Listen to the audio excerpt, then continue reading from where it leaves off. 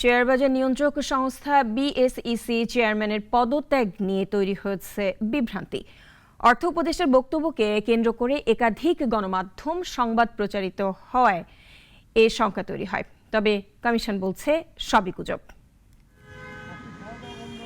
দেশের শেয়ার বাজারের অভিভাবক হিসেবে দায়িত্ব দেওয়া হয়েছে খন্দকার রাশেদ মাকসুদকে।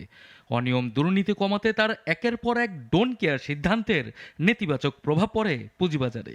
বিনিয়োগকারীরাও কয়েক দফায় চেয়ারম্যানের পদত্যাগ দাবি নিয়ে নেমেছেন রাস্তায়। এমন অবস্থায় বিএসইসির চেয়ারম্যানের সরে যাওয়া দরকার অর্থ উপদেষ্টার বরাত দিয়ে বিভিন্ন গণমাধ্যমে প্রচারিত হয় সংবাদ। এতে বাজারে চাঞ্চল্য তৈরি হলেও এমন সংবাদ গুজব বলছেন মুখপাত্র। চেয়ারম্যান স্যার ফোন করে এটা বলছে যে এটা কি হইতেছে, নিয়োগকর্তা সেটা তো বলার কিছু নাই। যদি মনে করে যে এখানে মানে রাখা না রাখা এটা এফআইডির বিষয়, চিফ অ্যাডভাইজার মহোদয়ের অফিস থেকে এটা ফাইনাল অনুমোদন আসে, তাদের বিষয়, সরকারের বিষয়তে।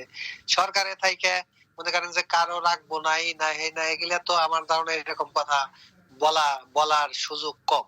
না রাখলে রাখবে না, সেটা কাজে কইরা দেখিয়ে দিবে। এদিকে শেয়ার বাজারে সুদিন ফেরাতে আগামীকাল সকালে পুঁজিবাজারের অংশীজনদের সঙ্গে ডিএসসি টাওয়ারে বৈঠক করবেন অর্থ উপদেষ্টা ডক্টর সালেউদ্দিন আহমেদ। সোমবার ঢাকা স্টক এক্সচেঞ্জে সূচক 33.67 পয়েন্ট বেড়ে দাঁড়িয়েছে 5199 পয়েন্ট। লেনদেন 51 কোটি টাকা বেড়ে হয়েছে 362 কোটি 67 লাখ টাকা।